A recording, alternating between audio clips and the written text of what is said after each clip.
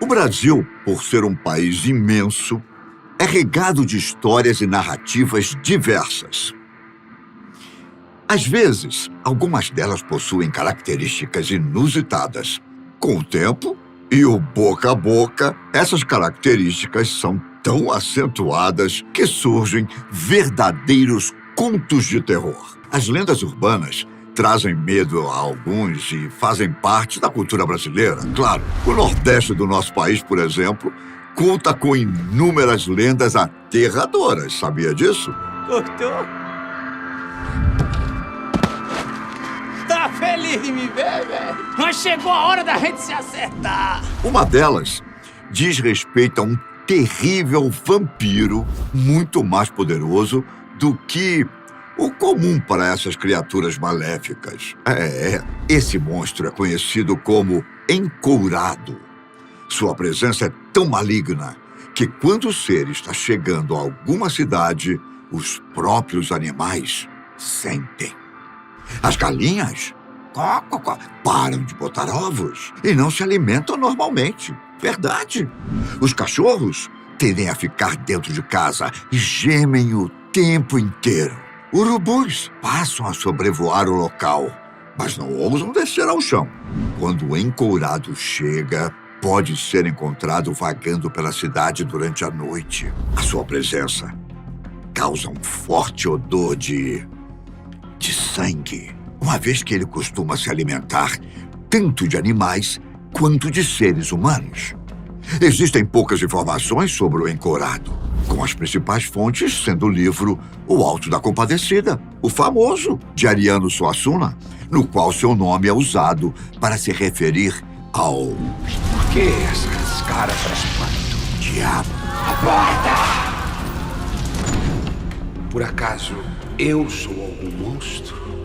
Não, de jeito nenhum. E uma revista de 1992 chamada Vampiros, Lendas e Fantasias. Bom, por isso é difícil saber como se proteger do Encourado. Ainda mais porque artifícios que costumam funcionar com vampiros não funcionam com ele, não.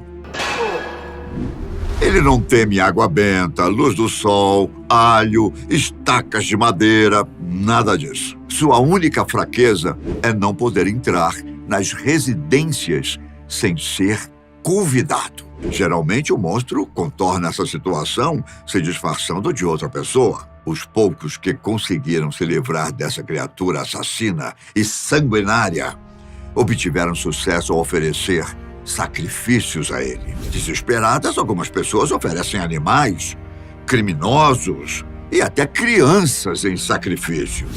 No entanto, o que realmente o afasta são oferendas de galinhas pretas ou galos vermelhos. Como o monstro só chega pela porta da frente, o sacrifício precisa ser pendurado na entrada da cidade. Caso o Encourado chegue e se depare com uma oferenda desses dois animais, o vampiro se alimenta e deixa o local sem ser ofendido. Vampiro brasileiro. Outra criatura presente em lendas urbanas, lá do Nordeste também, se alimenta de seres humanos. Entretanto, se no caso do Encourado o monstro era um vampiro, neste caso está mais para o lobisomem. Trata-se do Labatute. Sua lenda é conhecida na região da Chapada do Apodi, entre os estados do Ceará e do Rio Grande do Norte. A presença do Labatute é tão poderosa e sobrenatural que por onde passa, uma grande ventania o segue. Sua aparência chega a ser ainda mais assustadora do que a do Encourado. Apesar de ser relacionado aos lobisomens, o monstrengo é bem diferente dos demais. O Labatute é extremamente peludo e grande. Seus pelos são longos, seus pés redondos, como os de um elefante ou de algum bovino. Suas mãos são bem compridas, com garras. Mas o mais estranho de sua aparência é o seu rosto.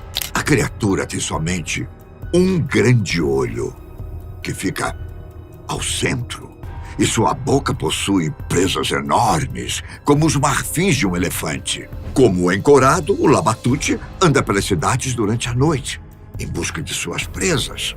Qualquer um que fizer o menor som pode chamar a atenção do monstro e se tornar sua próxima refeição. De todos os seres humanos, o bicho prefere crianças, já que supostamente a carne dos pequeninos é mais macia. O mais interessante dessa lenda é que possui uma inspiração histórica. Um mercenário francês chamado Pierre Labatut desembarcou aqui no Brasil, mas especificamente na Bahia, no século XIX. Labatut chegou às terras brasileiras em 1822 para liderar tropas de brasileiros para tomar uma Salvador que estava dominada por portugueses. O francês seria tão eficiente em seu trabalho que começou a ser temido por todos, até pelos aliados. Labatut fuzilava homens e mulheres opositores sem misericórdia. A violência e crueldade em seus atos geraram um temor não só por seus feitos, mas por sua aparência.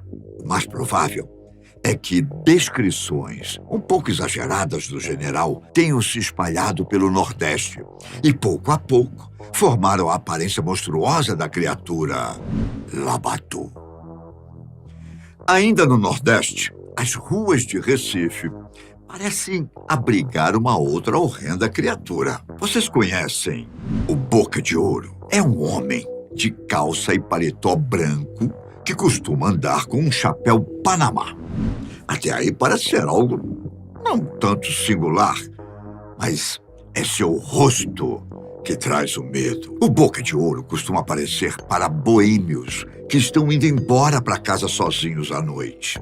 O ser pede um fósforo ou um isqueiro, uma vez que sempre conta com um cigarro na boca.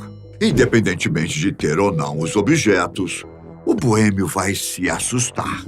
Isso porque, ao se aproximar do estranho, o bebum vai perceber seu rosto fétido e podre, como de um cadáver. Sua boca feita completamente de ouro. Também se tornará perceptível o cheiro de morte e putrefação nesse momento, que geralmente precede o desespero e a tentativa de fuga das vítimas. No entanto, não importa quão longe a pessoa vá. Não importa. O Boca de Ouro sempre o alcança. Bom, por último, vamos investigar um pouco sobre a lenda da menina emparedada. O nome da história pode parecer cômico, mas a narrativa em si passa longe disso. Havia uma jovem chamada Clotilde, que vivia com seu pai e sua mãe. A família tinha uma loja e vivia com certa paz. Um dia, a mãe de Clotilde faleceu.